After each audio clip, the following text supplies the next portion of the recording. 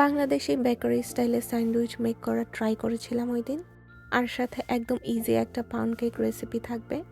আসসালামু আলাইকুম এভরিওয়ান, কি অবস্থা সবার? Welcome back to my another vlog. So দেরি না করে আজকে আপনাদের সাথে রেসিপি দুটো শেয়ার করা যাক। এই পাউন্ড কেকটা একটু ওভেনের টেম্পারেচারটা বাড়তি দেওয়ার কারণে হালকা উপরে বার্ন হয়ে গেছে, বাট আলহামদুলিল্লাহ খেতে ভালোই ছিল। সো আমি একটা প্যানে দুটো চিকেন ব্রেস্ট, আদা রসুন বাটা, সল্ট আর ব্ল্যাক পেপার দিয়ে বয়েল করে নিচ্ছি। পানির অ্যামাউন্টটা মোটামুটি দিলেই হবে। দেন ভালো মতো নেড়েচেড়ে মিক্স করে আমি এটাকে চুলায় তুলে দিচ্ছি। ভালো মতো বয়েল হওয়ার পর আমি এগুলাকে ভালো মতো ছুরি দিয়ে চপ করে নিয়েছি, একদম কিমার মতো করে। আপনারা চাইলে কাঁটা চামচ দিয়েও গ্রেট করে নিতে পারেন।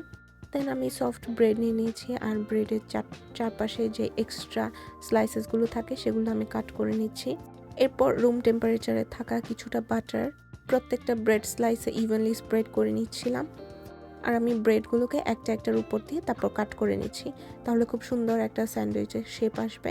আর যদি আমি সিঙ্গেল আলাদা আলাদা করে কাট করি তাহলে শেপটা এলোমেলো হয়ে যায়। আর আমি এই ফাঁকে দুটো ডিমও সিদ্ধ হতে দিয়েছি। তো ডিম সিদ্ধ হওয়ার পর আমি এগুলোকে ছিলে নিচ্ছি।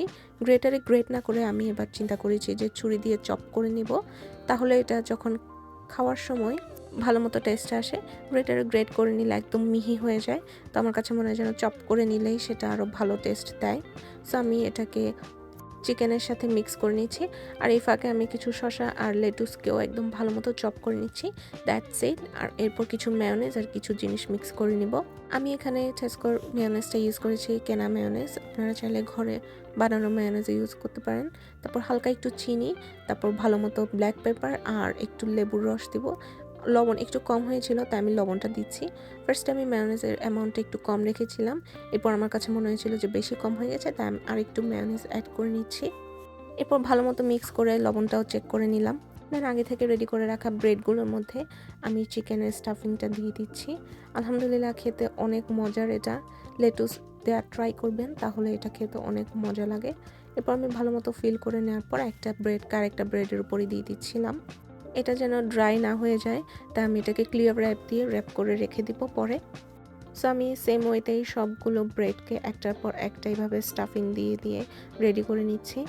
এর আগেও একটা স্যান্ডউইচের রেসিপি শেয়ার করেছিলাম, বাট এটা একটু ডিফারেন্ট স্টাইলে করেছি, তাই এটা আবার শেয়ার করা আপনাদের সাথে। সো আমার অলমোস্ট সবগুলো স্যান্ডউইচ রেডি করা শেষ। এবার সেই পাউন্ড কেক মেকিংয়ে। পাউন্ড কেকটার জন্য আমি একটা ডাইসের মধ্যে খুব ভালো অ্যামাউন্টে বাটার ব্রাশ করে নিচ্ছি যেন খুব ইজিলি কেকটা চলে আসে।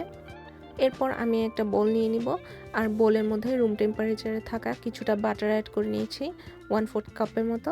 দেন আমি সেম অ্যামাউন্টের সুগার অ্যাড করেছি। সুগারটা আসলে আপনাদের উপর ডিপেন্ড করবে, চেক করে দেখবেন, যদি কম মনে হয় তো আপনারা পরেও অ্যাড করে নিতে পারবেন। দেন একটা একটা করে দুটো ডিম আমি এখানে অ্যাড করেছি। দেন আমি চিনি গলে যাওয়া পর্যন্ত এগুলোর সাথে বিট করে নিব।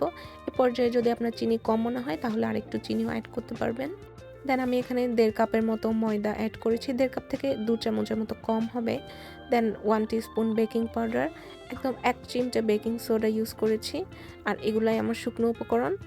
আর এইদিকে আমি একদম ফুটন্ত গরম পানির মধ্যে অনেকগুলো মিল্ক পাউডার অ্যাড করে নিয়েছি, যেন একটা সুন্দর মিল্কের ফ্লেভার অ্যাড হয়।